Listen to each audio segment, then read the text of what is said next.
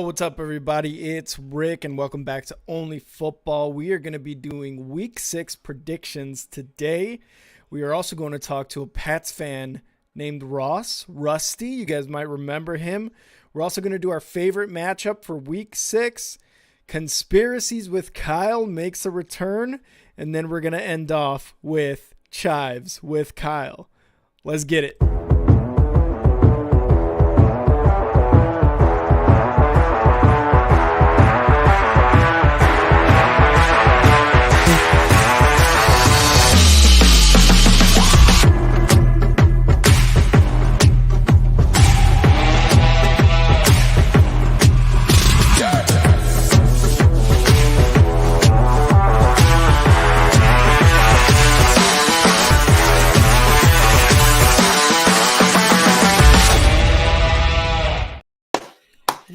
Let's go! Ladies and gentlemen, welcome to Only Football, the channel that talks about mostly football. Today, we are going to be talking about everything Rick just said. Really excited to get into these division predictions as Rick cracks open a cold one. Let's go. There is one game specifically that I have circled on my calendar when the schedule is released. We'll get to it, but I think we're going to end up starting with it, aren't we? Because we're going in chronological order. So let's just roll right into it. Kansas City is playing the Denver Broncos. They've beaten Denver 15 times straight. They asked Justin Simmons about that, and he said, well, you know, it's important to keep in mind that even though they beat us 15 times in a row, every year it's a new team. It's a new locker room. It's a different coach. And this is a lot of new, but this is definitely the team that runs the West. It's going to be very difficult. I mean, if you were to say Kansas City is the best team in the AFC, you could make an argument for that. If you were to say Denver's the worst team in the AFC, you could make an argument for that. So, you know, this is essentially a really, really lopsided game, but I actually have this game a lot closer than people expect, and I'll let you go first, and then I'll tell you why. Yep, and I'm going to be one of those people that you expect. After what happened last week, and for the Broncos, Kyle, I'm sorry, but the Broncos are probably one of the top 5 worst teams in the NFL right now. Oh, shit. Let's be real. We just started, man. I know, and I don't want to break your heart. I really don't. But at the end of the day, that's kind of what the Broncos have been this season, and it sucks to say because my Bears are right there with you. But the Chiefs, we've mentioned it before, and they showed it last week against the Vikings. The Chiefs have a defense that they can rely on at the end of the game. For most of these years with Patrick Mahomes and Andy Reid on the Chiefs, it's been, can the offense outscore the other offense? And this year, it's the defense that is able to win games for the Chiefs. For the Broncos, the defense has been the weakest spot in this team. Russ has obviously taken a big step forward, but the defense has obviously taken a big step back. And you as a Broncos fan know that better than anybody, really, right? So I think at the end of the day, this is kind of a no-brainer for myself. And I think a lot of the NFL agrees that the Chiefs are going to win this game by I would say by at least 2 score. I know the lines opened at 10.5 favorites. Correct. Right? Yeah. So unfortunately, Kyle, I love you, and we're going to stream this game, and I'm going to root for the Broncos just like you rooted for my Bears last Thursday night. But I've got the Chiefs winning this one, dude. I'm sorry. Do you like jazz music, Rick? Let me play something for you. I can hold that note all day, buddy. all day. No, I understand, man. It's the reality of the situation. I get it. Now, Denver, that's rock bottom. You lose, you give up 70 points, and then 2 weeks later, Nathaniel Hackett comes in, and as soon as Aaron Rodgers goes down, you're looking at this schedule, and you're like, oh my God, they might be 5-1 because they've lost all of their winnable games somehow. Yeah. And they're the opposite. They're 1-4. So I dove into this one a little bit specifically. So Denver's allowing 469 yards a game. That's the worst in the NFL. That's almost half of 1,000 yards per game. Jesus. 469. Okay, Kansas City, they have underperformed up to this point in the season, correct? Right? Yeah. Like offensively, yes. Offensively, yeah. Yeah. They didn't find a replacement for Juju Smith. There's nobody down there where Tyreek used to be. Like Patrick Mahomes was so good the year after they moved off Tyreek, you started to think, well, maybe Mahomes, it doesn't matter. You're having the kind of season where it looks like it does matter that there's not a person down there that he believes in. Mm-hmm. So it may be a case of Kansas City being the hunted because every team wants to bring their best game against them. But they played close with the Jets, and then even with the Vikings, they had a chance to win the game at the end of the game. So I bring that up because as he takes a cup of water. Denver's been struggling to put together 4 quarters of football. Russell Wilson's taken much of the heat, but is Russ really playing that bad? As bad as Denver's offense has looked at times, they're still ranked 10th in points per game. Denver's right under Kansas City, 25.6 points per game with 24.2 points per game. So Kansas City ranked 9th. Denver and Kansas City both have not gotten their offenses going, but only one of these teams has an actual defense that's keeping them in games. Kansas City's ranked 5th in opponents' points per game, giving up an average of only 16 points per game. Denver's ranked 32nd. They're giving up 36. They're almost giving up 40 points per game. Mm-hmm. So these are the key matchups that are going to be important. Denver's offense, which is ranked 16 in total yards against Kansas City's defense, ranked 9th in total yards allowed. So Kansas City's defense definitely gets the leg up when it comes to the Denver offense or Kansas City defense. What is Kansas City's weakness defensively Denver can look to exploit going into Arrowhead? It doesn't appear that Denver is going to be able to do that because this defense doesn't have a weakness. They're ranked 9th against the run and 11th against the pass. It's not like, oh, they got a really good pass defense, but you can run the ball down their throat. Like, this is a team that is very balanced, and Denver is going to need to be as balanced as Kansas City is talented on offense. They're going to have to run the football. They're going to have to be very, very assertive with that. They cannot get into a situation where they abandon the run game, and we'll get into that. But Denver needs to get off to a fast start.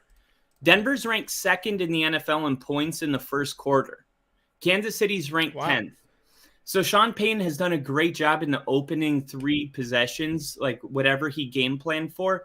Denver's going off and scoring on mostly 2 or 3 of their first drives.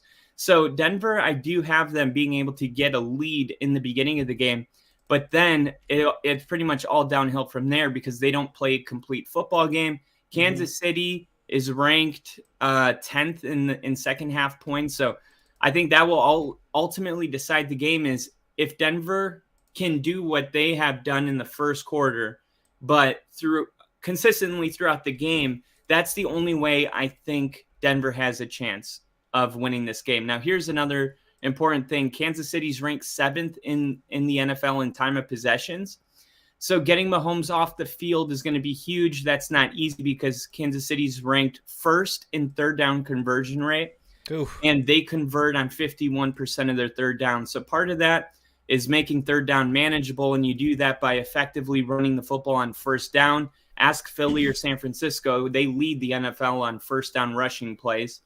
And Kansas City's 5th in the NFL on first down rushing plays. So Denver's going to need to stop the run defensively on first down in order to get a chance for Mahomes to maybe throw an incomplete pass on second down and make third down 3rd and 10. But if Kansas City's able to go out here and run the football to Pacheco for 6 yards on first down, you can forget about all of that. Yeah. If Denver is going to need to play their most complete game of the season offensively, they're going to need to play like the first quarter of the whole game. And then defensively, they're going to need to find a way to stop the run. Every team has been able to run all over Denver. And one last thing, Denver's going to need to score in the red zone. Last week, we had to settle for field goals a couple times in the red zone. That would have been the difference between a win against the Jets and a loss. So playing the Chiefs, all your field goals need to be touchdowns. And Denver's red zone scoring is 55%. Kansas City's 63%.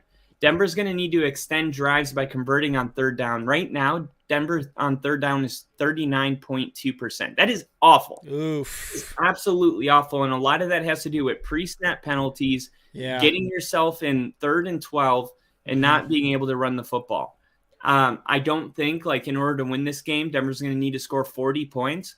But I do think Denver is going to need to play their most complete, clean football game, penalty-free. They're going to need to run the football effectively with Jaleel McLaughlin. I want to see him play a big role in this game, and Javonte Williams as well. And once they're running the ball effectively, now you can get Russ to do some of that downfield stuff that they've been doing, because Denver's actually they're ranked like 10th in yards per completion, which is really just a testament to how many explosive plays a team has.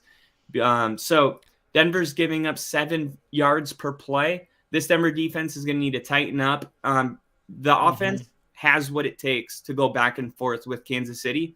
The question is Kansas City's offense going to end up putting a ridiculous amount of points on the board because of our defense? And I don't know, man. I'm gonna pick Denver to come away with the upset here. Let's go. Because if I don't pick Denver, I'm lying to myself. I really do believe, because this is the record. The most consecutive times a division opponent has beat the same team in a row, 15. Tom Brady beat Buffalo, I believe, 15 times, or it was the Jets. Nobody got 16. The Patriots, have beaten the Jets, I think, 14 times in a row now. Oh, that's what I meant to say. Oh, okay. Yeah. So did I say Buffalo? You said Buffalo and you said Tom Brady. I think Tom Brady in Buffalo is a record, though. Yeah. Tom Brady dominated that division, so there's probably all kinds of, but nobody's won 16 in a row. Denver, looking to kind of change history here. This is getting really close to being, just embarrassing, historically embarrassing, and I think they want to avoid that. And I also think when you look at how Kansas City played close with the Jets, they made Zach Wilson look great. He threw for like 300 yards in that game, right? Against them. Yeah. Well, Denver shut Zach Wilson down to only 199 yards, no touchdowns, and 2 interceptions. So if one is better than 2 and 2 is playing 1, you get what I'm saying? Like, if Denver can do that to the Jets, had a pick. And Surtain had a pick at the end. So I think this could be the game, man. I really do. I think this could be the game where they come out really fast, offense is going, and I think defensively they're going to have to play their best game of the season. And I think that's very plausible considering how bad they've played so far. Yeah. It's not that hard to not give up 500 yards. You know what I mean? Yeah, and I want to, when we stream this game, I just want #beat the streak, because that's what we're going to be rooting for tomorrow with the Broncos and the Chiefs. Beat the streak. Break it. Get rid of it, Russ. Russ and Sean and Surtain, you guys can do it. I'll be wearing my Surtain jersey, compliments of Kyle. So I will be rooting for the Broncos. I hope this pick goes Kyle's way instead of mine, just because Kyle's my boy, and I want to see him with a smile on his face. Yeah, we need it, dude. And not just after beating the Bears. Real quick, I want to say what's up to Tyler. Tyler said he's got Denver losing and Chicago winning. Cheers, Tyler. And we've got End World Hunger saying hi. Love the name. Love the name. Cheers to you as well. Cheers. All right. Next matchup begins Sunday early in the morning. We've got a third straight London game. We've got the Ravens at the Titans. The Titans technically at home in London. And both these teams coming off losses. The Titans losing against, God damn it, who was it? Who did the Titans lose against? Was it the Colts? Last week? Yeah, I think it was the Colts, right? I think it was. No, they beat the Colts? You're right. Then the Titans just lost to. No, they just did lose to the Colts. Oh no! Wait. Man. Oh wait, no. They lost to the Colts. No, they lost to the Colts. Oh, they did. They did. Yeah. That was the one Gardner Minshew won, and they held Henry to 40 yards rushing. Yeah. They won. Yeah, they Sorry, won earlier. They won the week before. 23-16. Yeah, there you go. And the Ravens coming off a tough loss against Pittsburgh in Pittsburgh.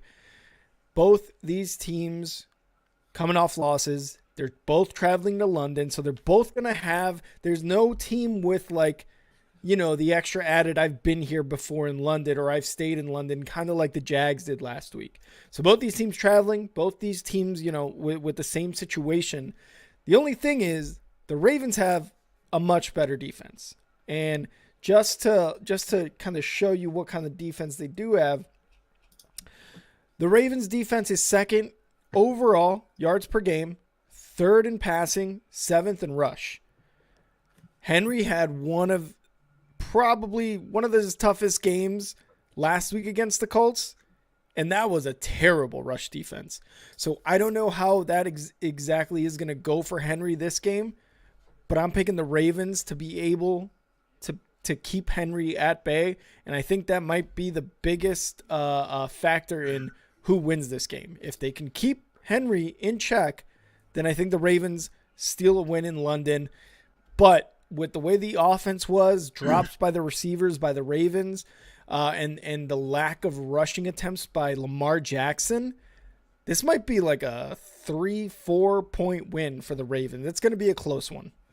Yeah, and right off the bat, I was gonna say I'm taking Tennessee to cover. Like that. Okay. That's my pick. Like if I had to do something with this game, it's Tennessee +4. I think if the Ravens do win, it's by 3 or less. So I like this number at 4. But if we're talking straight up, I think you got to go with the Ravens here. My gut is totally going towards Tennessee. I love Mike Vrabel on a neutral field as an underdog. It's going to be, you know what? I'm going Tennessee here, man. I think Tennessee, they've been very consistent with losing and winning and then losing and then winning.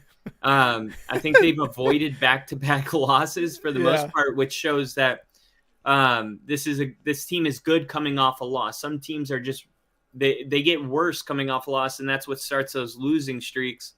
Yeah. Tennessee is pretty good about dusting off the pants, as Salo would say, right? The pants. Dan Campbell. Dan Campbell. So, yeah, I'm going to go with Tennessee. I think they're a tough physical team. And I think Baltimore is going to ultimately be fine, but I do think there's going to be some kind of panic, going on after this. Yeah. But it's just a tough football game. This is two teams that I believe in Mike Vrabel enough to say this could be like a wild card playoff game. Ooh, like that. I like that. I mean, that AFC North with the Ravens, it's a tough division, and even the AFC South now, really, right? Like the Colts look good, the Jags look good, the Titans can possibly sneak in there, like you said. And I just need Lamar Jackson to get me more than 9 fucking points in fantasy, so that would be nice. All right, next up for the beginning of the stateside Sunday morning games, Commanders at Falcons. The Falcons coming off a dub against the Texans. It was a close game. Desmond Ridder never lost at home. He's gonna prove it if he could do it twice in a row in the NFL at least. Taking on a Commanders team where Sam Howell passed for, I think it was over 350 yards. He threw 51 times. The rush game was a little rough against the Bears on that Thursday Night Football, but the Commanders, I think, are a good team. I think they just, had a meeting with the Bears team that was playing with emotion. And the offense for the Bears luckily had the number for the Commanders defense. I still think the Commanders defense is good. They've got way too much talent to not be good, in my opinion. And the Falcons, I don't know if Desmond Ridder can do it for a second game in a row, especially with what I assume will be a lot of pressure up front from the Commanders. I'm taking the Commanders to beat the Falcons and Desmond Ridder at home for the first time in his career. Yeah, it's a solid pick. Falcons pretty good at home. I'm going to keep riding with the Falcons here. Ooh. This is the Falcons and the Commanders I hate this game. This is my 2 dark horse playoff. So I really hate to see any of them lose because I'm really rooting for both of these clubs to sneak in. But Atlanta, they play good at home, and I think part of that swag is just knowing like, hey, I've never lost at home, and then it feeds itself. It's kind of like the Ravens preseason streak that finally broke this year. But do I think the Commanders are the team that can end it if they're really feeling themselves? No, I would save that for like the 49ers or Philly to come in and do it. I think right now I'm just going to roll with the hot team at home, and I hope Atlanta starts utilizing some of their weapons more. They have really, really good, talented people on the field when it comes to passing the ball or even pass attempts per game. Atlanta right now is ranked 26th, only attempting around 31 passes a game. So they're just not really passing the football, which we kind of knew there'd be a running team, which is fine as long as you're, getting a lot per game. But Atlanta's 20th in yards per game. They're getting 316 yards per game. That's actually right under Seattle and above Cleveland. Wow. So it's not terrible. When you look at Washington, they're 18th, though, so they're going to, I think, have more success offensively. So it really comes down to me, okay, who's going to be the best defense on the field? And when it comes to opponents' yards per game, Washington is ranked, I had it 25th, right? Wow. And that's not very good. Even though they have that great defense, they do surrender a lot of yards per game, it seems like. And you saw that in the Broncos game. You saw it in the Bears game. Just their corners, it seems like they kind of heat up towards the end of the game. Yeah. But Atlanta's there too. Atlanta's 7th in NFL opponents' yard per game. So you got to credit this defense, man. Top 10 in yards per game. I think Atlanta is going to run the ball effectively and play good defense. I think their defense comes up with the game-winning play in this one. Oh, I like it. And Washington's got a rookie cornerback there. They had to sit him against the Bears because he was just getting torched. So that'll be a good matchup for Drake London. And then Kyle Pitts, like you said, Desmond and Ritter utilized them a lot last week. So hopefully he can do the same this week. Next up, we have got the Vikings going into Chicago. But they're Justin Jefferson-less in this week, and they're going to be like that for a few weeks. He went on the IR. Justin Jefferson not going to be a factor in this. But the thing is, Kyle, they got a rookie, Mr. Addison. I forgot his name. I forgot his number. I think he's like number 3 or something. Jordan Addison. From USC. From USC. They've got a weapon there. And, they've got Madison, too, at running back, even though he has been very underwhelming this year. The Bears coming off a very, very emotional win on Thursday Night Football against the Commanders, like we just said. Justin Fields is tied for 2nd or 3rd overall in touchdowns, by passing touchdowns by a quarterback. He's got 11. That's like with oh my God, Josh Allen. We're talking with Mahomes, with all these guys. Like, he is up there in touchdowns, but that's because he's passed 8 in the last 2 games. The Bears need to do this again this week against the Vikings, because the Vikings, regardless whether they have Justin Jefferson or not, they've got KJ Osborne, they've got Addison, they've got Madison, they've got weapons there, and they've got Kirk Cousins at quarterback. He can't win big games, but he can produce numbers. That's what Kirk Cousins has been able to do very consistently throughout his career, especially with the Vikings. The big thing for the Bears is that the Vikings have arguably one of the worst defenses in the NFL. You saw they were able to they kind of just turned over on their bellies against the Chiefs last week, gave up the loss, and again, we credit the Chiefs defense to that. And I think the Bears defense is kind of getting there to where they're getting everything together, where they're starting to become a unit, a solid unit, at least in the last couple weeks. From what I've seen, yes, they lost to the Broncos late, and that sucked. But what they did to Commanders last week was just awesome. Now, the emotion played a huge part. Will another Hall of Famer for the Bears die this week? We don't know. We don't know if that's enough for this Bears team, but we'll figure it out. But I'm going to take the Bears, dude. I'm going to take the Bears at home because the Vikings are coming into this without Justin Jefferson. Yes, they've got weapons, but I think that might be enough for the Bears to be like, you know what? These guys are without their best player. Kirk Cousins can be stopped. We can run this offense against this terrible defense. Let's take advantage of it. Let's do what we've been doing the last 2 weeks. Let's get this win. Let's get DJ Moore another 3 touchdowns. Bears by a score. Bears by 7. Okay.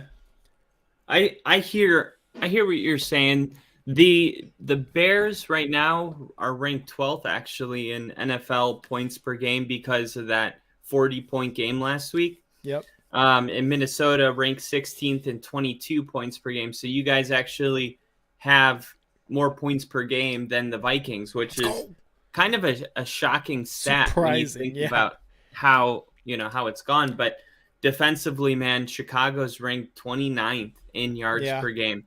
They're giving up around 384 yards per game, and that's a lot. That's enough to even think that maybe Minnesota will be fine without Justin Jefferson. Maybe Jordan Addison has a big game. Minnesota's defense isn't that much better. They're ranked 19th, 342 yards. So, these are two kind of bottom half defenses going against each other. And one of the teams, man, is missing their star player, one of the best players in the league. And, Justin Fields coming off 2 30-point performances, like fantasy-wise, throwing 4 touchdowns. I think 4 touchdowns in his last 2 games. So I'm going to ride with the hot hand here. There's no reason for me to, not take Chicago here. Like, what has Minnesota shown you that makes you so confident that they can, without their star wide receiver, go on the road and, take a win from a team that has the same, don't they have the same record? Is Minnesota 1-4? Yes. So, I mean, forget what we thought in the beginning of the season. Like, that's not how it played out. Minnesota is going to have to fight really hard to get this win. So I'm going to go with the team that's riding high right now. I'm going to go with the quarterback that, is feeling himself instead of Kirk Cousins. And I love Kirk. I do. I think he's cool. Yeah. And I thought about picking the Vikings here, and they are favorited to win for what it's worth by 2.5 points. But I just disagree with that. I think the Bears are going to have a good game at home. Let's go. 2 wins in a row for the Bears. Let's go. It's overdue. Oh, God. At home. If they could go on a 13-game win streak right now, that'd be fucking hot. All right, next game up. We have got one of the best morning games in Week 6. We got the Seahawks going to Cincinnati to take on the Bengals. 2 really good teams. The Bengals really kind of getting back to the Bengals we all know and love after a great win last week, one in which Jamar Chase had all the fucking yards, one in which Joe Burrow looked like the Joe Burrow in the Super Bowl and in the AFC Championships, that Joe Burrow we saw last week and that Jamar Chase we saw last week as well. The Seahawks are coming into this after a bye week, so they're well rested. And they've got Geno Smith, they've got Kenneth Walker, they've got DK, they've got their other receiver, I can't remember, Lockett. I always forget Lockett's name. I don't know why.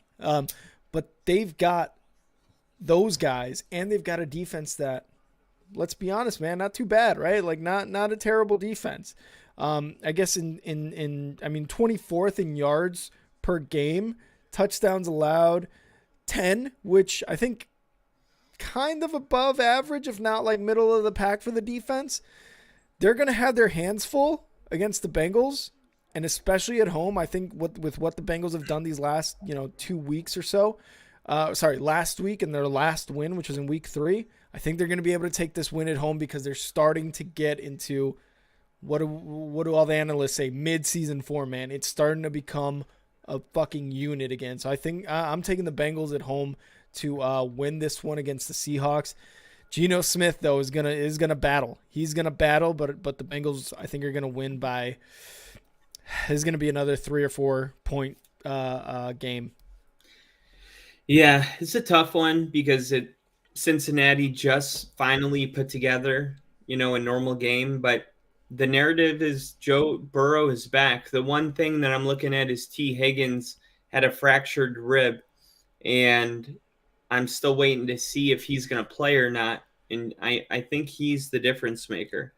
So I'm keeping an eye on that. If T. Higgins plays, then I'm going to go with the Bengals here. But if it's no T. Higgins, Oh, then I think it might go the other way. So right now, really? T. Higgins is questionable. He Ruh-roh. was limited at practice Wednesday. So I think with this type of a game and this kind of a moment between, a Bengals team that kind of needs to get some momentum going, I think they play him. So yeah, I'm going to take the Bengals at home. All right, there you go. Bengals fans, sound off in the comments. Let us know if the Bengals are back. Next game, we have got the undefeated 49ers going into Cleveland, taking on the Browns. I believe Deshaun Watson is cleared for this game. They just came off a bye week as well, so Deshaun Watson should be good to go in this one. We will double check that, although he looks questionable right now, but it is only Wednesday. We'll see. He's questionable now, but it is only Wednesday. 49ers came off an absolute whooping of the Dallas Cowboys. The Browns came off the bye week, and I think they went into the bye week with a loss, but that is because Deshaun Watson was out. But the defense didn't look great in that game either. They gave up a lot of points. They gave up the win, really. But I think we can blame that one on the offense, and especially with a guy at quarterback who maybe has played – that was his first game ever in the quarterback role in the NFL. And I forget his name at the moment. He had like 3 names. But the 49ers going to Cleveland might sound scary. It might sound scary for the 49ers, but I'm going to take them. I'm going to take them no matter what. They're going to go 6-0. They're going undefeated through week 6. As of now, the Browns might be one of the toughest teams they play so far in their schedule. The Cowboys, they have a very good defense, and yet somehow we're just absolutely demolished by them. What did I say? Absolute domination. But the Cowboys played like dog shit. So as much as I like the Browns with Deshaun Watson and their defense, I think the 49ers are going to come in and take a dub. And I think this is going to be another close one because there's actually so many good games here in week 6, but I think this is going to be another close one. It might be by 7 points that the 49ers win this game, and I think their defense wins it on a 2-minute drill with Deshaun Watson. They might get an interception, might get a fumble recovery, and I think that's how the 49ers win this one and go 6-0. All right. So for me, upset alert, upset alert, upset alert. Oh, no. Upset alert. 49ers fans, what do you think of this? Cleveland, when they have Deshaun Watson, one of the best teams in the NFL. It is very hard for teams to go undefeated, and they're traveling all the way to Ohio, coming off a win. They did play Sunday night, less rest time. It even changes how the week goes. Deshaun Watson, if he does play, I expect him to be healthy based on how long he's been resting. And man, I believe in this Cleveland team. I think this Cleveland team is maybe the best in their division. And I think this is a good measuring stick game for the world to see that. So upset alert for Kyle. 49ers get their first loss of this season against the Browns. That's going to be very interesting. And obviously, stay tuned here at Only Football. We're going to be streaming that entire slate. Next game up, we've got an NFC South and an AFC South matchup. The Saints travel to Houston to take on the Texans. Saints coming off quite a fucking impressive win against one of the worst teams, too, in the NFL, the Patriots, but an impressive win nonetheless. The Texans coming off a very close loss against the Falcons. Again, the Falcons have not lost at home, at least with Desmond Ridder. But the Texans and C.J. Stroud, he has not thrown an interception yet. But this may be the week he does because the Saints defense is actually pretty damn good. They're pretty feisty. They with Derek Carr there, even though he has been hurt, he looked better last week, and they might be able to get a win here in Houston. I think the Saints are the better team, and the Texans and C.J. Stroud gets the interception late. Saints take the dub in Houston. I'm going Saints, baby. This is my don't touch it. Oh, shit. This is my don't touch it. Now, we have to touch it, so we'll touch it. But I'm going to ride with the Houston Texans at home. D'Amico Ryans has this team playing inspired. I know the Saints are coming off a really, really big win, but I think they may be a little inflated and the Texans deflated because one team got a win and one got a loss. But remember, we were saying just the other day, like, man, this Texans team is good. This is not a bad Texans team. And, now you got them at home. You got the home crowd in your back. You got them believing. You got the team inspired. I'm going to go where all the juice is, and that's on the Texans side, I think. So I'm going to go the other way. I think it's going to be a close game, too close to call. But for our picks, I got Texans. Kyle, just taking the hot hand, accepting his upset alert. I love it. All right. Next game up, we have got the Colts at the Jaguars, AFC South matchup. This might be for the division here. The Colts taking a dub with Gardner Minshew. Obviously, Anthony Richardson was injured again, but they took the dub with Gardner Minshew. It was a close one against the Titans, and the Jaguars coming off 2 straight wins in London. Trevor Lawrence in that offense, especially with Travis Etienne Jr., looking good, man, and that defense did its job against the Bills. The Bills did travel late, but again, you play where you have to play, you play who you have to play. The Jags took care of business, and yes, they got an advantage there by staying in London, but they did the work. They did the work and got the win. Colts coming into this, I think the Jaguars get their 3rd win in a row, and the Jaguars are going to be AFC South champs here with this win. I think this is kind of what puts the last nail in the coffin for the Colts, especially with no Anthony Richardson. The Jaguars take the dub. And I'm going to take them by 10 points here, Jaguars. Wow. Travis Etienne going to run all over the Colts. All right. I'm thinking the Colts here. And the reason, I'll tell you why I'm thinking the Colts, is because this is a revenge game for Gardner Minshew. Who had great moments in Jacksonville, and they traded him away for the quarterback he'll be facing. And I think that's a little bit of juice. I will be on the field to start the game during this game. So that's going to be a lot of fun. I actually just before we went live, I got my itinerary from them saying like, hey, we're going to come get you from your seats and all that. So it's going to be really cool. So every time I go to a Broncos game, they lose. I'm like a bad luck charm for the home team. So I'm going to pick the Jags with you here. But just know that I may fuck this up for everybody by being here. Oh, no, Jags fans. I'm so sorry. I am so sorry. Real quick, you got Steve in the comments. Fact. Bears do use white rabbits as TP when they dump in the woods. That's where we get brown rabbits from. Just saying. I love that stat, Steve. Cheers. Let's move on to the next game. We have got the Panthers at the Dolphins. The winless Panthers taking on a just absolutely terrifying Dolphins team offensive-wise. They got beat by the Bills. The Panthers, winless, got a rookie quarterback, have aging veteran wide receivers. The defense has some young studs there, but is that enough to take on the Dolphins offense, who is the fastest in the NFL apparently?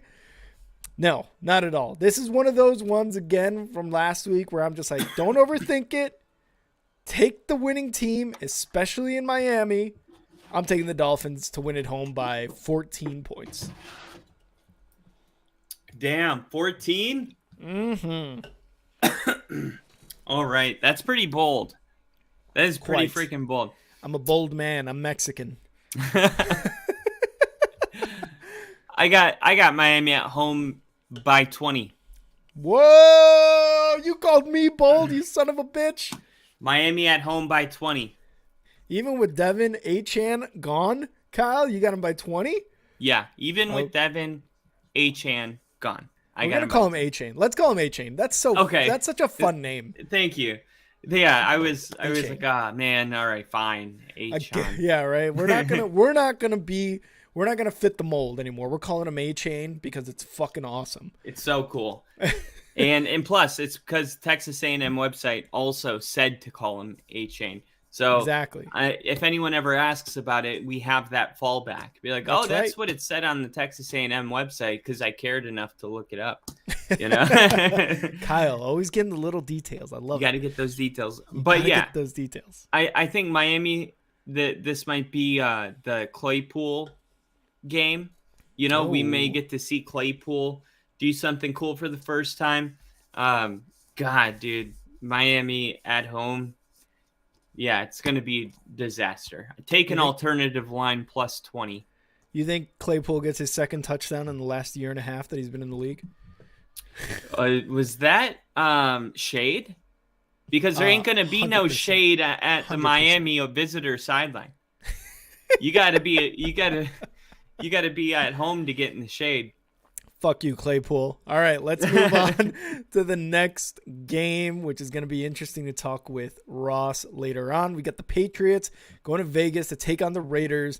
Bill Belichick versus Josh McDaniels. We've got Mac Jones taking on Jimmy G. Ramondre Stevenson taking on Josh Jacobs. Max Crosby on one side. Judon on the other, although I think he's hurt. I'm not too sure. Regardless, Raiders coming off a Monday night win against a decent Packers team. Packers on a bye this week. A decent and team for the Packers. Patriots look like hot garbage. Raiders playing better than a lot of us expected. I'm taking the Raiders. This is one of those other ones that it's the coaching matchup that's probably the most intriguing part. But the players on the field are the ones who are playing the game. And I think the Raiders will easily outmatch the Patriots. But I still think it's going to be a close score. I'm going Raiders by 3. All right. Patriots.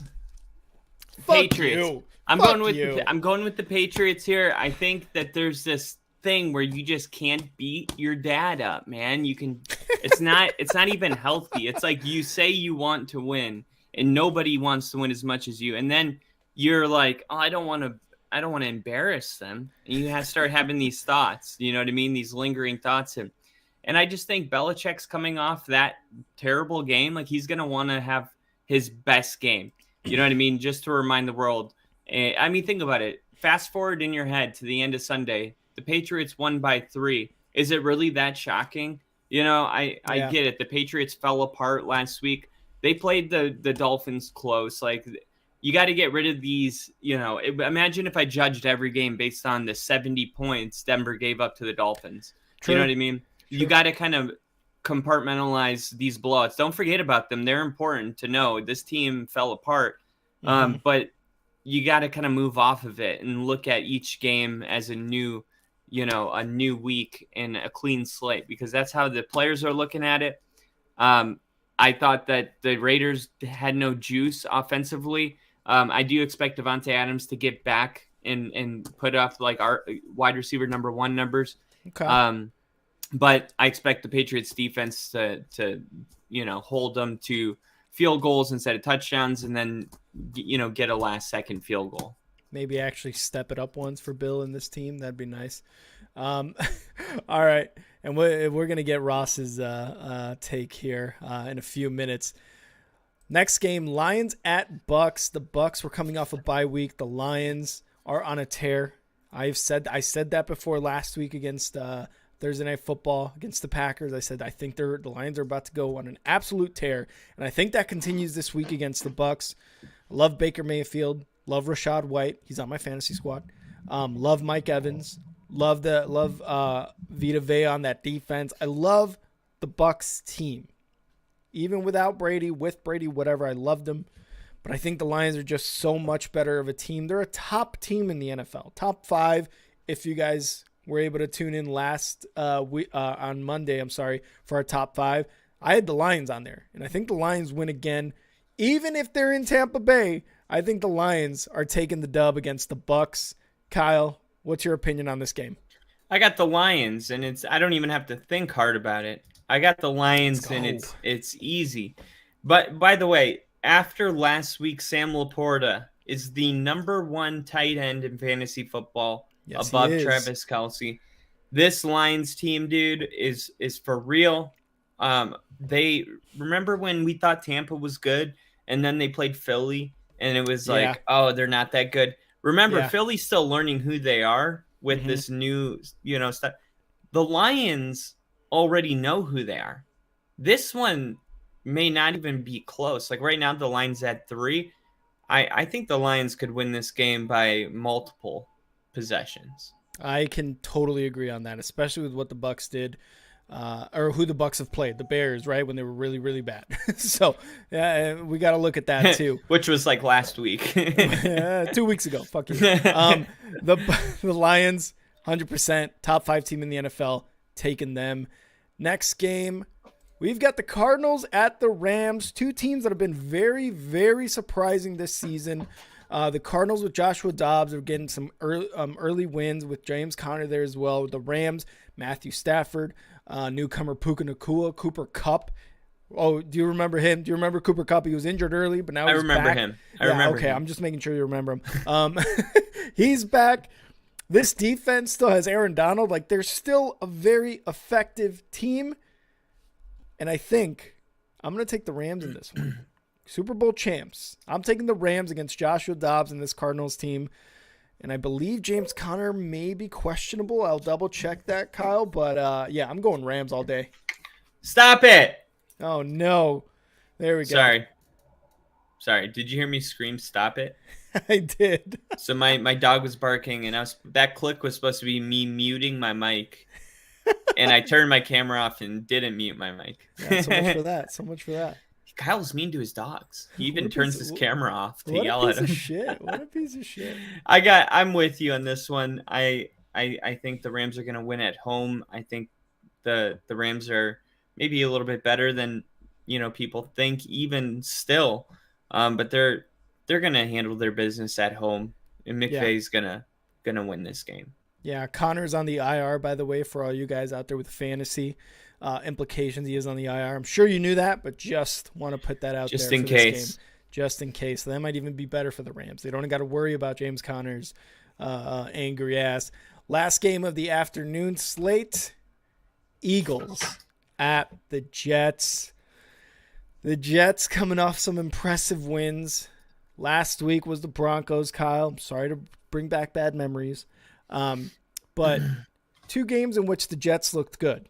And most notably, Zach Wilson looked pretty decent, right? Like, he looked pretty decent. He looked good against the Chiefs. He looked decent against the Broncos.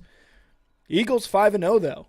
And while they're not as dominant as they were last year, they're still winning games. And they might, get it back on track here. As far as the dominance goes, the tush push, the little tush push, the little tushy of Jalen Hurts getting pushed there. I'm taking the Eagles to beat the Jets in New Jersey. Zach Wilson, I think, faces a very, very dominant defense for the first time in this early season, and he's going to take a huge L. Eagles by 10. Yeah, and the Eagles right now in their point differential, they're plus 7.4. Like, for instance, San Francisco's plus 19.8. Oh my God. And they won their last game by 32. They've won, on average, their last 3 by 23 points. So they're like blowing teams out, right? The only other team that's even close to them is Buffalo. Yeah. And then you get into your second tier, Dallas, Kansas City, Miami, Detroit, 9s and 8s. And then you get into your 7 and your 6. Your 6 is Baltimore, 6.8. You know who's 7.4? Jets. The Eagles. The Eagles are 7.4. So it does show that this Eagles team, not really in that other gap where they're like destroying their competition. So I think it is reasonable to think that Philly could control this game. They could win this game, and it'd still be a close game at the end with the way the Jets are playing. I like the Jets to cover, but I'm taking the Eagles to win. Love it. Love it. Because right now it's 7 points. I like the 7-point cover from the Jets. You know, maybe lose by 6, 20 to 26, something like that. I think that's a lot more likely than taking the Eagles to win by a touchdown or more. So according to Kyle, the Eagles are again the only undefeated team left in the NFL after Week 6. Let's move on to Sunday Night Football. Giants at the Bills. The Giants. We're not doing this. For some reason, like they're still on prime time for some reason. Like, I don't get it. But the Bills, this is gonna be an easy win for Josh Allen and the Bills. They're coming off a loss against London. They're gonna be back at it this week. They'll be fine. I'm taking the Bills by 1 million. The Bills are favored to win this game by 14 points. This is the NFL, so I always like somebody to cover when it's that ridiculous. 14 points. I get it that the Giants have been really, really bad. You know what I mean? Yeah. But they have the worst point differential in the NFL. They've got the worst everything in the NFL. Minus 18. They're losing by average by 18 points a week. Jesus Christ. Sorry, Bill. So yeah, maybe that 14 is fine. I wouldn't touch it either way. It's like too much needing to happen. Yeah. But the Bills should win this game straight up. They really have no business losing at home to the Giants team. But it's the NFL, man. Yeah, like to think that you're just gonna win by 14. No, I don't know about all that. They might, and it wouldn't shock me. But the opposite is also true. The Giants could lose by 10, and I wouldn't be shocked either. Exactly. I'm taking Bills by 1 billion, though. Taking Bills by 1 billion. Taking Bills. So Rick taking the Bills to win by more than 14 points. We'll be streaming that game live, and we'll definitely revisit this conversation. 100%. Bills will score 75 on the Giants. Last game up before we get to Ross. Monday Night Football, the Cowboys at the Chargers. Cowboys coming off the worst loss of the season against the 49ers. The Chargers, I think, were losers, or were they in their bye week? I think they came off their bye week, if I'm not mistaken. You heard it here first. The Chargers are losers. Chargers are down. They're coming off a bye week. Cowboys coming off a loss. Herbert versus Dak Prescott. This defense of the Cowboys won a redemption game. What a great football game. And this is going to be a good one for Monday Night Football. Are the Cowboys going to cowboy, or are the Chargers going to charger? I think the Cowboys are going to cowboy again, and I'm taking the Chargers at home in LA, baby. Wow. Yeah, I'm going to go with the Cowboys. This is a revenge game for Kellen Moore, the new offensive coordinator for the Chargers. Cowboys coming off a disgusting loss. They're probably more excited than any team to get back on a football field. Yeah. I think they're going to have some good energy out there. I'm taking the boys to win on the road. And then the Cowboys are back in the conversation about being a good team again. You heard it here. Kyle likes boys on Monday night. All right. Men. No. That was our Week 6 predictions. And as always, we will be here streaming all those games from Thursday Night Football to Sunday to Monday Night Football to make sure tune into Star 6 Media to catch all those streams with Kyle and I. Up next, we have got a guy I've got a bone to pick with. We've got Ross, the Pats fan, and if you've been a fan of this channel and this podcast for a while, you've seen he's had an interview with Kyle before talking about the Pats. Ross, what's up, man? How you been? You're on mute, by the way. We can't really hear you. Sorry. It always auto selects mute. You got to unselect it. Guess better safe than sorry. Yeah. Still nothing, Ross, but we'll get you in here in a bit. This is exactly how the Patriots offense has been so far this season. There's just nothing there. And he's giving the thumbs up because, unfortunately. you see the pain in Ross's face. We're going to get his audio fixed here in a bit. But we're going to talk to Ross about the Pats and what's been going on and why I say I've got a bone to pick with him. You know, I put up a video about the Bears winning, beating the Commanders on Thursday Night Football just a couple weeks ago or so. And they put up the 40 points. Justin Fields looked really good. And he commented, "Wake up. They are not good. They have not improved. It's been one game, this and that." All right, Ross. Is that his tone? Or did Let's see. Unmute yourself there from your little window. There you go. Nope, still nothing. You see where it says, do you see though where it says mute on the bottom of the screen? Yeah, he's got that. He's got that unmuted. Let's see if I can edit your mic. Hold on. Try now. That'd be funny if it's really you the whole time. It's Rusty. There oh we my go. God, it Rusty. was Rick. There we go. You're good. So it's Rusty. You're right. I gotta. It was Rick's fault, and he was blaming you. That's classic. That's classic Bears false hope Justin Fields mentality, right? So Rusty, we got you back on Only Football. We figured out the mic problem.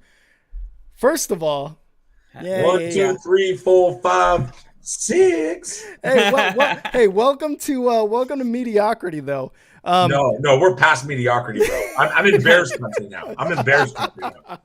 Let's talk about the matchup in Week 6, though. The Patriots or Raiders, Belichick versus McDaniels. What do you think is going to happen? Kyle had the Patriots. I had the Raiders. What break the tie here? I mean, you look at the analysis and you want to look at what does each team do well? Like the Raiders, what do they do well? I mean, Max Crosby gets after the passer, and Devontae Adams is a savage. That is pretty much the end of the story. Yeah, that's about it. You flip it to the Patriots, especially since Gonzalez, Torres, Labrum, and Judon has been put on IR. And what do the Patriots do well? Coaching? Maybe they can stop the run. Maybe. Allegedly. The bottom line is the Patriots don't do anything well. The good news is that the Raiders aren't much better.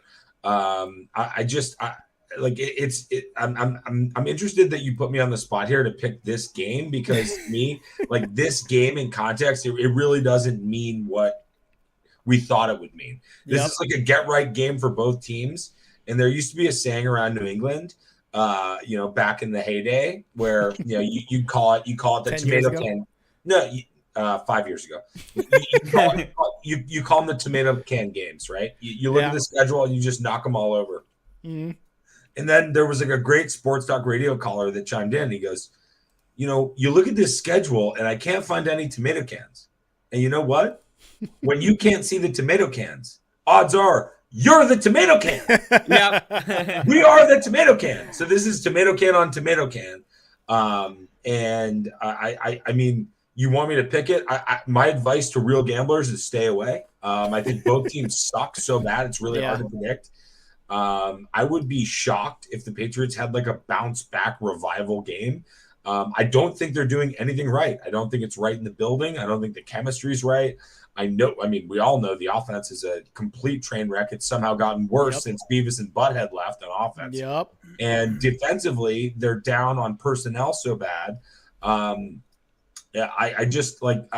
look at what the Raiders do, and it's like, all right, we'll just throw a bunch of people at Devontae Adams. Well, then Jacoby Myers, friend of the program, guy we probably should have just forked up another, $400,000 in fucking paid, excuse my language, instead of going after Juju. We call him Juju Sanu in Boston. Like again, my point is, I think the Raiders have more weapons. Raiders have a functional thing that like they're excited about, where their team's playing together, and the Patriots have none of that. So if you put a gun to my head, I would say Raiders win, and it would take a gun to my head for me to pick this game. Yeah, that's kind. I agree with all that. And one thing that the Raiders aren't terrible at is first quarter points. If you look at first quarter, they're ranked 12th. No better team to get a lead on than the Patriots. Yeah, and the Patriots in first quarter points is 29th. And then in the second quarter, though, it goes back. Yeah, the Patriots are the better team. The Raiders are the worst. So what about third quarter? Well, the Patriots are 31st and Las Vegas is 31st. They're tied for last with 0.6. Wow. I got to tell you guys. You guys clearly don't have a Belichick run operation. You're playing checkers and we're playing chess. You want to be the worst team in the league out of the gates giving up points. And then after halftime, you want to be the worst team in the third quarter giving up points. And if you're not doing that, then you don't know what you're doing and you're a jabroni and don't belong in the league. Oh wait. We're the worst team in the league. Like we're right up against the Bears right now. It's scary. What about you're up against the Panthers? Slow down. You're up against the Panthers. The Bears got a great win last week. I want to know here.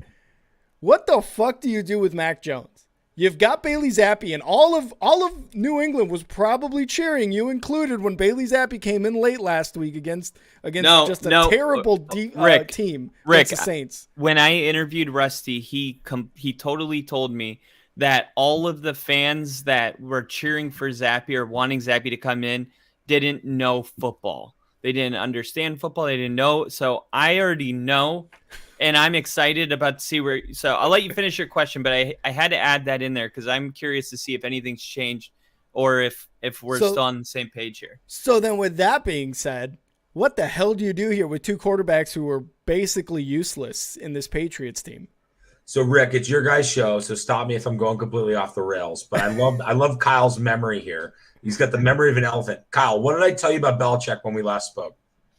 That if he didn't have a winning season by the end of this year, that he was going to be gone. And what did I tell you that I would have done with him years ago? Belichick? God, I watched this and I think you would have moved him to.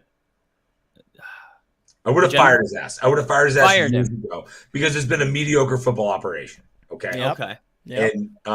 And so Kyle's got the context. Rick, I appreciate that you tuned in and you caught it. But the bottom line is, I think the narrative, everybody wants to talk quarterbacks. Here's my thing with Jones, and this is a new development. This is part of why I reached out to Kyle or whichever.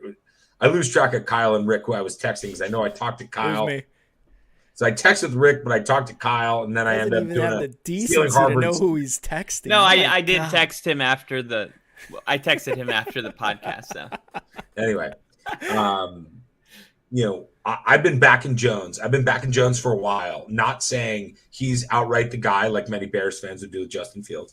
I've been backing him. I've been backing him, saying, everybody take a deep breath. Right, this guy he looked great. He looked great as a rookie. He showed that he can be cerebral, read a defense, get the ball out, make decisions, do the mental part of being a quarterback, even though we think he's average physically. But we still don't know what he is because he hasn't had real weapons. Last year, he didn't have a real coordinator. Everything was kind of thrown up. And now Patriots people will tell you, oh, Billy O'Brien's coming in. Everything's going to be fixed. Yeah. Well, Billy O'Brien, he's really part of the old and not part of the new. It's been actually worse under him. I'm not a big nerd stat guy. I know that Kyle's aware of that. But all the nerd stats point the Patriots out as like 32nd in wide receiver separation and 32nd in pass protection. So I'm feeling for the quarterback here who's not a physical athlete that can make his own opportunities. And he drops back and he sees nobody open and he sees these absolute monsters in the NFL coming to kill him. and he's making horrible decisions. And I'm thinking to myself, how can you blame the quarterback for that? That doesn't mean he's wrong. It means our whole operation's wrong. And that's still true. But last week, since the loss, he leaked information out through his camp that I think the quote was, even the best chef in the world can't make a plate of garbage taste good. And it's not that we disagree with that. And anybody who knows ball and watches tape can see that. So to me, it was a really kind of tacky, low self-esteem. I don't have confidence in myself. I don't like what people are saying about me. I'm a sensitive little Nancy, and I don't have what it takes to really survive and be a franchise quarterback in this league. So I'm going to leak it because I'm going to play the media game because I'm focused on my next opportunity, because what's going on inside the building in Foxborough is so toxic. I know I'm on my way out there. And so I flipped there. So I had been defending Jones and saying clean house and try to give Jones a chance. And now I'm at the point where it's clean house and also, get Jones out of here. And I would love to see Jones go win a Super Bowl somewhere else. I think he would be doing, and this is his take, I heard Orlovsky say this, and I think others have said it. I think he would do fine in an operation like one of the top teams like San Francisco, with all the talent, all the scheme, all the blocking, all everything. When everything's great, he's awesome. And I could see him doing that, but he's in a toxic scenario now. It's really funny to me, right? I think the national narrative on Jones since he entered the league, his rookie year, he was so great. He was so good, right? Playoffs. Everybody said, could he have landed in a better place? Like Jones, he landed in the perfect place. You got great structure, you got the best coach, you got this and that, and now we're saying the complete opposite. And so it's really scary. All my notes are really about Patriots transition plan. I thought that's what you guys might be interested in. Well, let's get into that. About whatever you guys want to talk about. No, let's get into the. Go ahead, Kyle. I do have one question I wanted to ask. Can you hear me all right, by the way? All right. So the Patriots red zone scoring percentage is actually 9th. So they're top 10 in the NFL in red zone. And I was like, okay, so is the issue that they're not running the football? I look at how many rushing yards they're getting. They're 26, so bottom half. My question is kind of 2 parts. So one, is a lack of a rushing game the reason that you're taking fewer trips to the red zone? And why?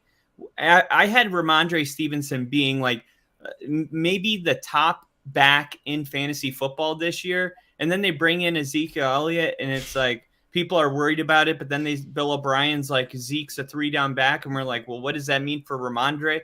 What is the problem with the running game in Boston? So Kyle, I think we talked about my disdain for fantasy the last time we connected. Yeah. However, the reason I'm hysterically laughing right now is, they're 9th in the league in red zone. Did you look at the denominator of some of those stats? Yeah, that's what I'm saying. They've only been in the red zone 5 times. Yep. Yeah. Yep. And that's why I'm like, what gives? Why can't they get down there if they're not running the football? No. They get there once a game, and it's usually because of a blocked punt or somebody fumbled the snap or some BS from the other team being a failure. Is it so? This is the worst offense in the NFL.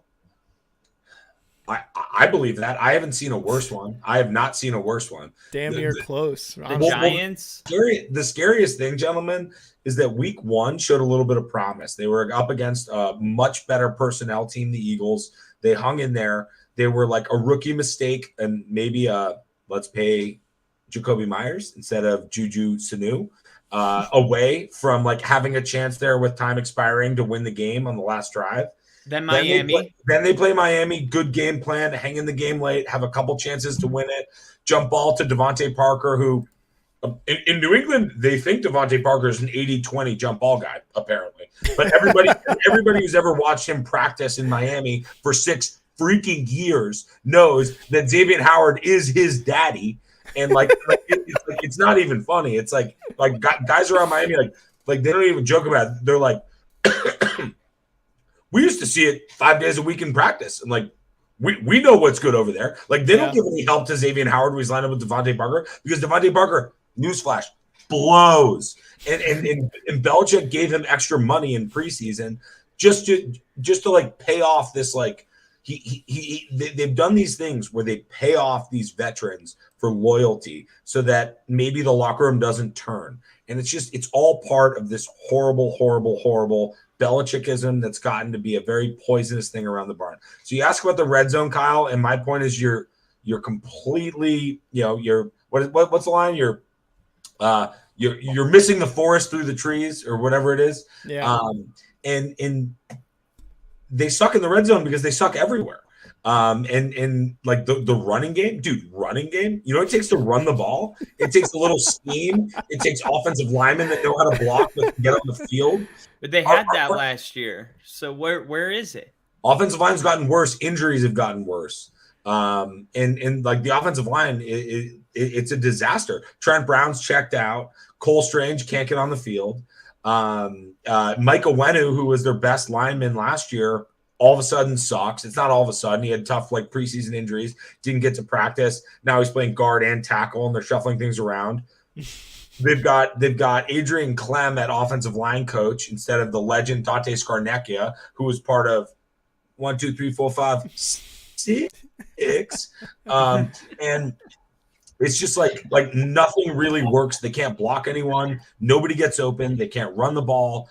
Jones has been having so far 2 back-to-back meltdowns. I mean, his performance in that game, his performance in that game, in that Cowboys game, to me, that was the worst game he's ever played by a mile. And I was like, okay, like let's bury the ball on this one. Let's see what happens next week. And it was a little bit more of the same. But I've never seen him melt down like he did against the Cowboys. And I think he's at a point where whether it's his people in his camp talking in his ear, being like, dude, you can't succeed here. There's no blocking. There are no weapons. There's no scheme. There's no this. Like, you are set up to fail. All facts, by the way. But it's interfering with his ability to actually compete for his teammates. And there's been Colin Cowherd rumors. I don't know if you guys have heard this about how teammates don't like him. The coaches don't like him. The Cowherd line was he doesn't have many friends in the building. And then was it followed up by some metaphor? Right. He's the tuna fish trying to fit into a PB&J. Yeah. But he had that leak on like Friday before the last week's game, and like before that Saint game. And I was like, when I heard it, I was like, I even tweeted about it. I was like, you know what? Like, I love Cowherd, but like he's definitely never been a New England guy. Juju Smith-Sanu is a USC guy who's been on his show. I feel like Juju's kind of texting with him, being like, I don't like Mac. Juju hasn't really been part of the whole offseason program. If you watch any of Juju's snaps and targets, he's completely out of sync with the quarterback. There's zero chemistry there. And so I basically said, Juju's polluting Colin, and this is a bad take. Then we see the game on Sunday, and I'm like, you know what? That's why Colin's doing what Colin's doing, and I'm broadcasting here from, this beautiful Chicago bedroom. So, damn right, beautiful Chicago. You're goddamn right, Rusty. I love Chicago. Right. I love Chicago, Rick. I really do. It's it's the only place I want to live. So let's go into the transition plan, like you said, right? Like you wanted years ago, you wanted Belichick gone. Mac Jones seems to be someone who can get you there, but he needs weapons, he needs protection. What's this transition plan you got concocted for us for the Pats? And if Bill Belichick's listening, which he totally is tuning into this show, 100%. This is what's going to happen right here. Go ahead. All right. So the big item here is like, will Robert Kraft, will he fire Belichick? And that's the question. That's what everybody's talking about. Or is he going to let him hang around and like senior advisor, just drain it out until he passes Shula? Are we all familiar with the film Gladiator? Of course. Yeah. Okay. So at his core, right, Kraft, other than being a businessman and other things, right? But like at his core, the way that he runs the team is he is all about public perception, being the good guy. At times I've even called him a star bleeper. He likes his celebrity. He likes his celebrity shout outs. Meek Mills. He likes Tom Brady. Birthday party invites. You talking He's got his own about Air Robert? Force line.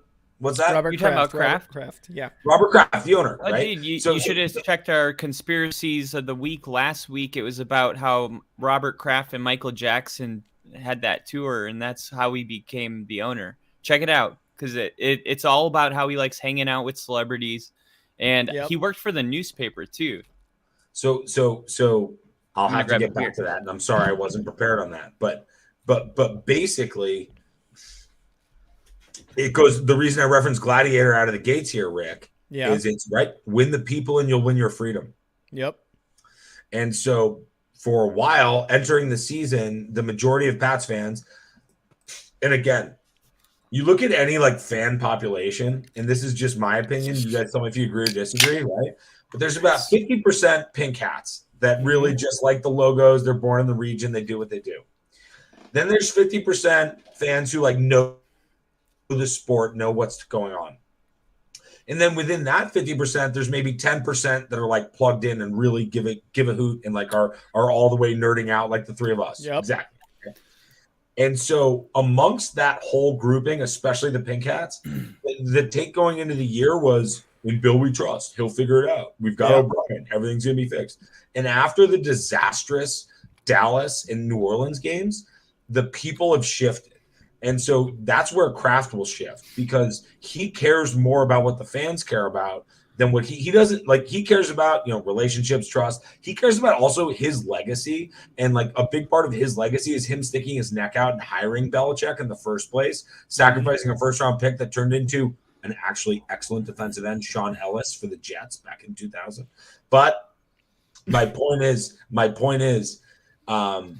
he's always backed Belichick because that's been the popular thing. But now in New England, it's not. It is no longer, especially after this New Orleans game, the back-to-backs. The fan base has shifted, and Kraft is going to follow the fan base. Belichick's lost the crowd, and he's lost his freedom. And so where we get concerned is what happens next. And so what I'm very nervous about is a term I want to credit Boston Sports Journal's Mike Giardi on this term, which is institutional arrogance, which is a good term to describe maybe the region, but definitely the organization.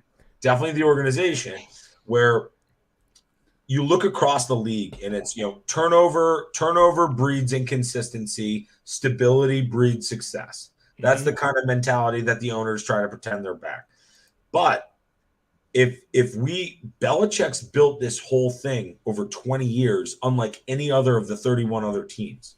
And so there are all these different layers of nepotism and like BS hires and yes men and people that are, we call them fobs, friend of Bill.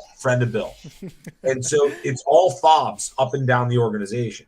So if you ask Bill, who's head of, again, he's not just the coach, he's not just the GM, he's the Führer. He is the complete dictator of, again, it's not about pursuing, genocidal objectives, but it's I hope not. Shit. No. Again, we're talking about pure football operations. We're not talking about geopolitical science. But my point is, if you get rid of Bill, now you've got two of his kids on staff. Now you've got Matt Groh, who's the son of his former like best friend Al Groh, who used to be one of the defensive assistants with the Giants and then the Browns and all the way up, like one of his best friends. He's got his best friend's son running personnel. And then you have Gerard Mayo, who's sort of the coach in waiting, unofficially, officially. And so getting rid of Bill means, okay, now Matt Groh's in charge of personnel, and now Mayo is the head coach who gets to hire his DC and his OC. And what do you do with O'Brien? Well, I think O'Brien's going to run away and maybe get a job at Michigan State. That seems to be like budding news. Tucker's out. But like from the Kraft's mentality, they're like, oh, what makes us different from the other owners is we follow consistent plans and we're not just going to flip everything upside down. And that's their own institutional arrogance. What I would like is I'd like to just completely clean house. And it's no knock on Mayo. It's really not a knock on Groh and the other guy. It's just like you are part of the problem right now. And if you're worth anything, you'll find another job. You'll spend a year or two doing Exactly. something else. You'll find your footing. I think Mayo could be a great head coach, but I just want, and I joked earlier about playing chess versus playing checkers. It's been a budding joke amongst Patriots fans. We're done playing chess. Let's play checkers. Hire a GM that you trust and believe in that works with the owner. Yep. Have the GM hire some, jabroni, McVay, Shanahan, Sharpied on beard, borderline porn star looking offensive coordinator that comes from one of these trees, right? Hire that guy to be the head coach and implement his entire system with all of his assistants. Hire some crusty old bastard to run the defense. And let's see how it goes from there. Because honestly, the players on the field across the 53-man roster, they're not that bad. It's more about the budget management, where the money's spent, especially on offense. It's not a matter of not spending money on these dud receivers. It's the fact that I would rather chop them all out, get rid of all that money, spend big money on one guy, and then try to find and draft some role guys to fill in underneath. We've got just this pile of suck that are all overpaid. They can't really do a damn thing. And it's been a real disaster from the top down. So my vision is clean house and play checkers. I'm afraid that the Kraft's vision is stability, and it'll be Mayo, and it'll be Grow, and it'll be more draft picks like N'Keal Harry and Tyquan Thornton, and more addressing needs that aren't needs, and more ignoring horrible problems in the roster. So then, with that being said, do you just want from the head coach up clean slate, or do you want the entire team, GM, head coach, quarterback, defense, Ezekiel Elliott gone? Do you want that? GM and down.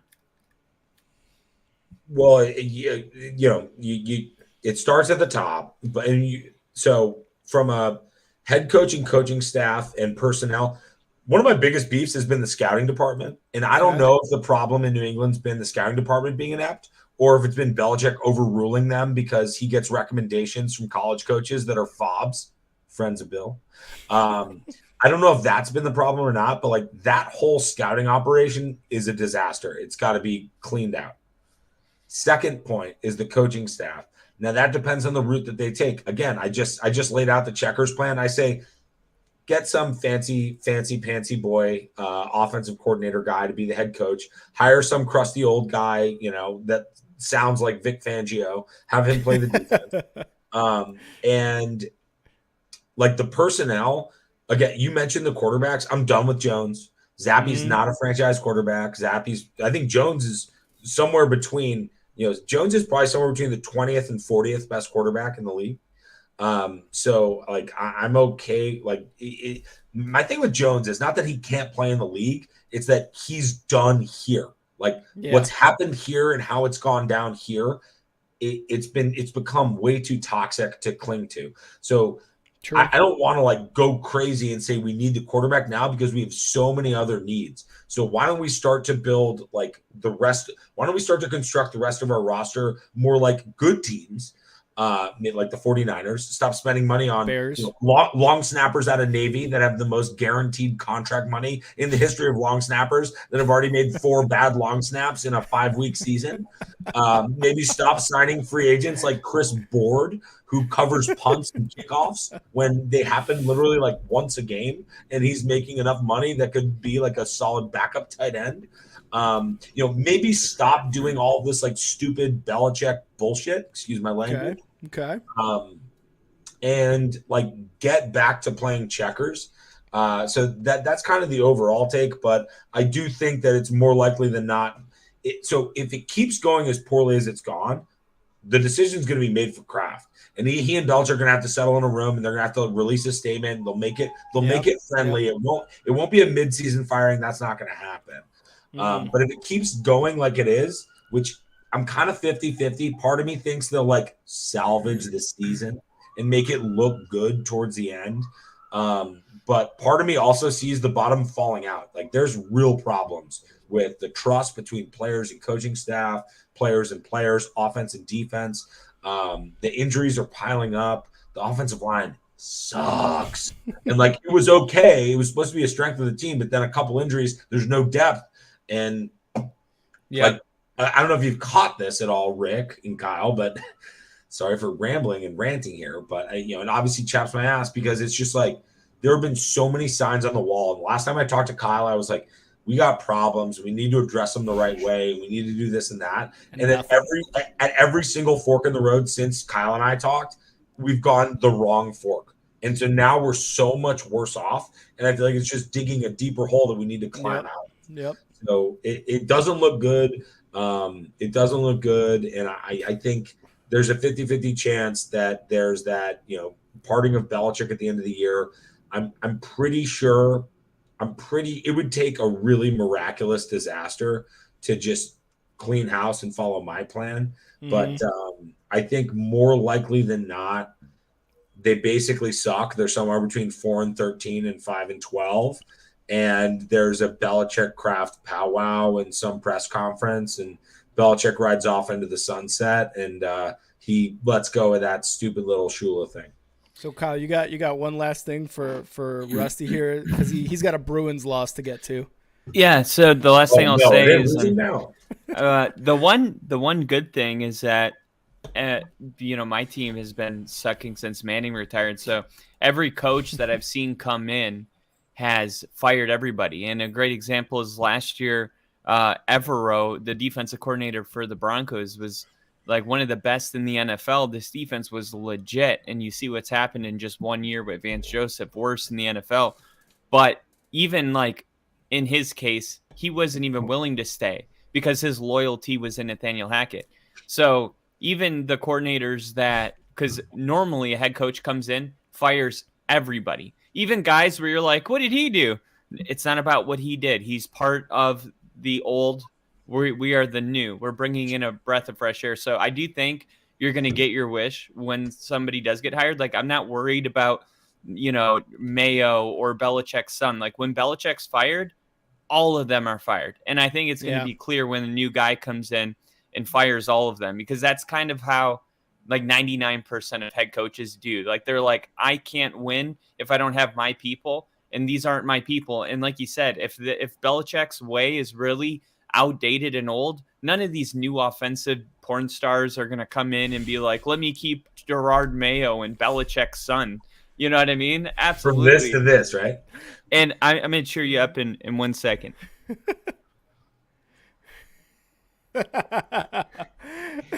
Fat bottom girls. Fat bottom girl Jackie. This was at the grocery store. It's a Halloween beer. Cheers. There you go. Cheers, fellas. Cheers, Rusty. Yeah. Hey, well, thanks for having me on.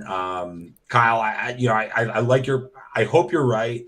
My point is, like, I know there's uncertainty in that kind of change and like ripping the roots out. You're entering sort of an unknown. I'll take the unknown from the known suck that like we're heading down. So the Texans were in an unknown, and look at them now. Yeah. Let's take it easy on the Texans. Well, I believe in DeMeco Ryans as a coach. I was like very big on him, like when he was a candidate. I like his style. I loved him as a player, but you know what? We in the media, us media people, we like to fall in love week to week, right? Let's 100%. Check back on DeMeco Ryans and the Texans 10 weeks from now. But I get your point, and like ripping everything out, I think you pretty much have like 1 in 3 of those kinds of moves really work. So it's more likely than not that replacing the whole thing will bring in some jabronis that screw it all up and suck also. That's more likely than not. I'm okay with that. Like, I've accepted the risks of that, right? Like, I'm not pretending like the next guy is going to come in and all of a sudden rebuild this. I know what's already happened isn't going to happen again. Like, we all need to make our peace with that. And so like where I'm at is like, let's start taking risks. Like, let's start taking risks and let's get off of this thing, because it's not, and this is my closing point. And I know we're probably running late, but Kyle, my thing is, it's not that the game's passed Belichick by, it's that Belichick has passed football buy. He's so ingrained in what he does. He's got his ego is now completely out of control. His buddy Nick Saban's about to go through the same thing with the college portal. Yeah. Okay, multi-dimensional topic there, but what Belichick's proven at every single step of the demise here over the last 3-4 years is that his pettiness and his insecurities going into these personnel decisions, Jacoby Myers expressed some disinterest in how the team was being run. Let's go get Juju Smith-Schuster. We'll just replace him. He's replaceable. And that was the answer. Turns out he's not. Turns out now we convert a third down because we don't have Myers, and it wouldn't have cost a lot of money. And that's just the most obvious example of a million others. And so it's just it's the pettiness, it's the petulance, it's the way he treats the media. All those things, they're all kind of symptoms that point to the same cause of the problem, which is you've got a guy that's running the entire thing that it's really all about him. And so far, right, on the big sample, right, that's been excellent. But now there's a big enough sample that says it's time to go. And I was on it a while ago, Kyle, and now it's just again, back to the Gladiator reference. He's lost the people and he's lost his freedom. And I don't really see a world where he's back next year. I don't, unless they find a way to finish 7-10 and win 5 out of their last 8 games. I don't see it. And there you go, everybody. You heard it from a Pats fan. Belichick, his past football, get rid of him, start all over, let's take risks. All I got to say, Rusty, as a Bears fan, welcome to mediocrity, baby. Welcome to mediocrity. It's good to have you. What is that? Misery loves company. And it seems like a lot of people in the comments like your company as well. Never agree that you're mediocre. You're not. You're right. The Bears for a while were, but now they're on a 13-game winning streak here in a bit. We need Deion Sanders to be the next head coach of the Patriots. Let's get weird with it. Let's get weird with it. Rusty, thank you for coming on, and we hope to have you back. Talk more Pats, see how the season progresses, man. Thanks for coming on. Fellas, always a pleasure. Thanks for having me. God bless. Keep up the good work, and I'll be tuning in. All right. Cheers, Rusty. Cheers. All right. That was Rusty, the Pats fan. You heard him. Get rid of Belichick. Start over. And real quick, I just want to say what's up to Ginger. Ginger's in the chat. What's up, you sexy motherfuckers? Fucking love you guys. I'm drunk. There's Cheers. Dude behind me. Cheers. All right, Kyle. Let's get into our next segment. Let's get into our next segment of favorite matchups for week 6. Do you want to go first, or would you like me to go first? I like when you go first. Oh, I bet you like when I go first. Okay. Damn it. Where did I have it? You're disgusting. You are so gross, dude. Oh man. Okay, so my and I kind of mentioned this earlier. Oh my god. One of the things I'm looking forward to this week, one of my favorite matchups, is going to be what happened with the Saints last week against the Patriots. Their defense was able to just lock down Mac Jones, that Patriots offense. And yes, they were able to do it against a very bad team, but now they're going up against CJ Stroud, Mr. No interceptions through 5 weeks.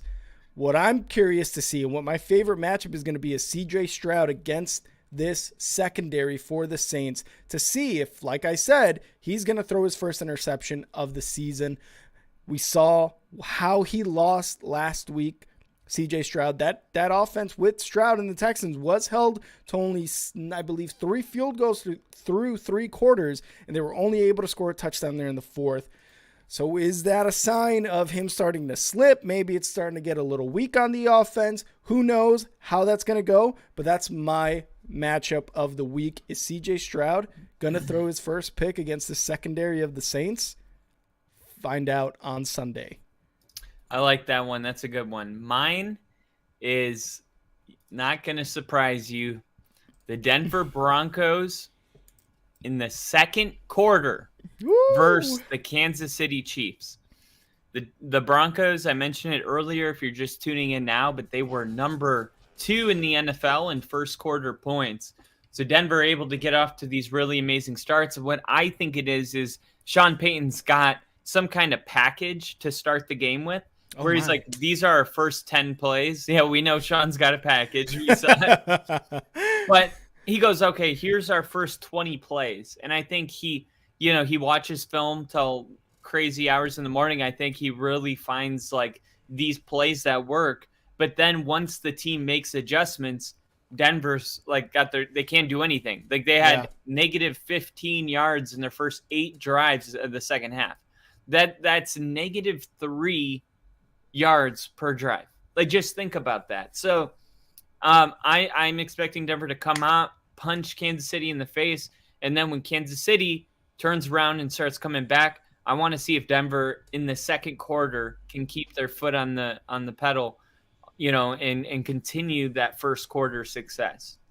Definitely. We'll definitely look forward to that because we will be streaming that game tomorrow. And my other one, you took the Broncos. I'm gonna do the Bears here. I'm gonna take what the Bears defense was able to do last week against that Commanders team and see if they can replicate it against this much better Vikings offense. If they can hold the Vikings offense to 3 scores while the Bears are scoring more, I hope, because that's how you win a football game. I don't know if you know that. I went to the John Madden School of Football. That's how you win a football game. You score more points. They can hold them to 3 scores and look pretty dominant while doing it. And I'm talking about pressures. I'm talking about sacks. I'm talking about turnovers. They can do that against this Vikings team with Kirk Cousins there at quarterback. That's going to be very impressive. For 2 weeks in a row, they do that. That would be great for us Bears fans. That's another matchup that I'm looking forward to in week 6. All right. And mine is going to be the game that I'll be on the field for. I get to be the one that takes the mic in front of 90,000 fans and go, Duval! Let's go! It's going to be a crazy game, though, and I don't think Jacksonville's going to be able to just win this one easily. The matchup I'm looking at is the Colts running the football against the Jaguars. The Colts are 8th. They're running for 131 yards per game right now. With Jonathan Taylor, without Jonathan Taylor, it doesn't, to me, matter. Right now, the Colts are one of the best running football teams, but Jacksonville ranked 5th in stopping the run, surrendering only 81.6 rushing yards per game. So I'm looking to see, okay, how good is this rushing offense for the Colts, because you don't have your star quarterback. You got to ride with Gardner Minshew. I think it's going to be really important that they stop, that they're able to run. And for Jacksonville, it's going to be really important that they stop the run and force Gardner Minshew to be a throwing quarterback for this game. Because when it comes to passing yards, opponent passing yards per game, Jacksonville's 27. All right. Ooh. So Jacksonville is rough. Their bread and butter right now is stopping the run. Coincidentally, that's what has the Colts kind of playing competitive football. I want to see who gives on that matchup. And another one I think I want to see is how many sacks can the Bills defense get against this Giants team? Because 11 and then 7, dude. I think the Bills are going to eat next week. Yeah. Ginger's saying, let's go Broncos. I'll bust a Russ jersey out Sunday to try to help change the luck. Let's go, Ginger. That's our boy. That's tomorrow. That's tomorrow, Ginger. Oh, yeah, that's tomorrow, Ginger. That's tomorrow. You got to tune in for the game stream here. And I'm so pumped because Thursday is our game where we are perfectly in sync the whole entire game. So it's going to be good. No spoilers. Dude, I am so pumped. Like I'm telling you, man, like when it's the day before, like yesterday, I was like, all I got to do is wake up and have Wednesday and then it's game day. Like, I'm like, when you get that excited that you start like, making the days feel shorter in your head. Yep. I haven't been this pumped for a game in a minute. I'm really pumped, man. It's the record. 16 wins straight would be a world record. Denver's got to beat them in Arrowhead. Break that streak, baby. That's going to be a good one. I feel like all games should be streamed on Prime with how in sync we are with Prime. Oh, I think yeah. they should all be on Prime. Call me Justin Timberlake because I'm in sync. Bye, bye, bye, bye, bye. I don't want to be a fool for you. Call me Just another 18 because I'm game. prime age right now. All right. Show me ain't me, but it ain't no lie, baby. Baby, Bye, bye, bye, bye, bye, bye, bye, bye, bye. We're going to get sued for that. All right, next. If I get sued for that, I would be like, take that as a compliment. I Yeah. sounded too close to him. Sorry. All right, Kyle. Let's move on to our next segment. Conspiracies with Kyle.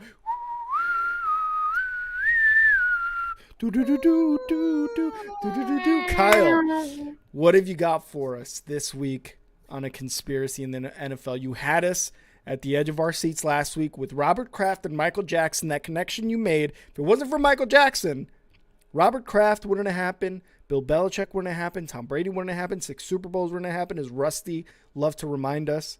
What have you got for us this week? All right. So I'm gonna tell you kind of the topic, and then tomorrow for Thursday night, I'm going to give you more of the surrounding details before kickoff. Because I really want this to kind of linger. I want this to marinate for at least 12 hours before I tell you everything. Minimum. But I'll tell you, this one is really big, man. This one, you'll understand why in a second. Woo. Ben Roethlisberger died in a motorcycle accident. What? Ben What? Roethlisberger died in a motorcycle accident. Fuck you. No, he didn't.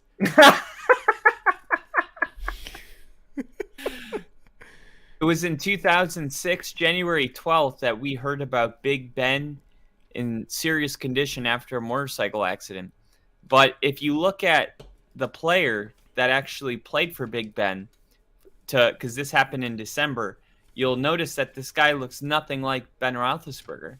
Oh, my God. Just enough time for some plastic surgery to be done in the offseason. And a Ben Roethlisberger looking much more like Ben Roethlisberger the following season after, oh yeah, by the way, it's public record about this plastic surgery. This isn't just nothing. Oh no! What did Kyle get into? Came back here? in, and isn't it funny how Ben Roethlisberger was never the same after winning his Super Bowl? He was always hurt. They got a guy to come in and play, and tomorrow I'm going to give you all of the details to back this up, but I think it's time for you guys to start asking yourself some hard questions about the man that we've been calling Ben Roethlisberger for the last 19 years. So make sure you guys tune in tomorrow for Thursday Night Football to get all these details, and this will be a video over this weekend. So if you guys can't catch this stream or the live stream, we're going to get you the details. And if you're tuning into the video we post on YouTube, we set it out outside of the live stream. The details are here up next. But Kyle, what the hell? You just dropped the bomb. You just dropped the bomb on us. and look, I love, because they say that Paul McCartney of the Beatles died in like 64 or something like that. and they found a guy who could sing like him, a guy who was left-handed who could play guitar. They did plastic surgery. All these signs point to he died because of album covers, blah, blah, blah. So He's the only one barefoot on the album cover. Not only do you have my curiosity, but now you have my interest. So I cannot wait to hear those details tomorrow, and hopefully you guys can tune in. But again, if not, watch out for the video here on Star 6 Media. Kyle, you son of a bitch. All right. Well, we always end the episode with this. I want to thank Rusty. I want to thank everybody in the comments. Jinja, Steve, Richard's comment we didn't get to, End World Hunger, and Tyler Fink. But Kyle, what you got for the little chives? What you got for little chives there to just put it at the end of the episode? What you got for us? So the chives that I wanted to drop today was, we saw the Patriots play the Raiders last year, and if you remember correctly, that was when the Patriots were pretending that they had to score on that play or the game was over. Meanwhile, if they would have just taken a knee, they would have gone to overtime. And They throw the ball. It gets picked up. Mac Jones gets stiff-armed back on the ground, said, "Sit down, you pathetic wimp," and walked into the end zone, and the Raiders won. And a lot of people don't remember this, but in 2008, Josh McDaniels was the Denver Broncos head coach. And Denver started off week 1, and they were playing the Bengals. And it wasn't looking good. We had Kyle Olsen. No. What's the quarterback's name? Kyle Trask? No, for the Bears. Kyle Orton? Orton. Kyle Orton. I think we know someone named Kyle Olsen. So anyway, we had Kyle Orton as our quarterback week 1, and they had to throw the ball up, and it got tipped, and Brandon Stokely caught it and ran into the end zone. He actually ran this way to take more time off, and Denver somehow, through a miracle, was 1-0. Then they went 2-0, 3-0, 4-0, and then 5-0. And then week 6, it was Josh McDaniels' first game against Bill Belichick. And the Denver Broncos won that game, and Josh McDaniels ran all around the stadium going, "Let's go!" And the fans were going absolutely berserk. We were 6-0, and we would finish the season 8-8. 8-8. But I will say Josh McDaniels has had a lot of success beating Bill Belichick. I've made a lot of jokes that aren't really jokes about you can't beat your big brother, you can't beat up your dad. There's this thing. If anyone can do it, it's Josh McDaniels. I know I picked the Patriots, so my chives are me telling you why the Raiders have a real shot. There you go. Bet Raiders, everybody. Bet Raiders. All right. Thank you to everyone who tuned in. Again, thank you to Rusty for coming on for a few minutes. They're talking about the state of the Patriots. Hopefully you guys liked our predictions. Hopefully we predicted your team to win. And if not, tough shit. It's because your team probably sucks. All right. We disagreed on 70%. It seemed we did, and this week 6 is gonna be full of a lot of good games. So go follow us to catch these streams on Instagram, YouTube, TikTok, Twitch, and Facebook at Star6 Media, and on Twitter at _Star6 Media. Go check out our YouTube page. Subscribe. That'd be awesome. We're getting close to 500. We're getting close to super chats. We're getting close to ads. We're getting close to just monetizing the site to bring you the best NFL football content we can bring you.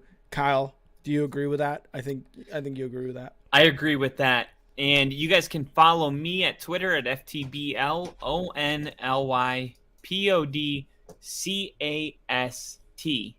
Only Football Podcast. And you could follow me at and now Rick.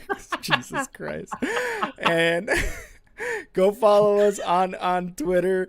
We like retweeting stuff about the NFL, talking about other sports too. But if you guys just want NFL, let us know. We got a couple people here who are subscribers who comment on all of our streams, who message us on Twitter. We always respond. We're always talking shit. So go ahead, follow us on Twitter. We will talk shit back. Kyle, thank you as always. Great stream. And everybody have a good night. Kyle, I'll see you tomorrow. Don't forget, guys, to follow me on Appleseed.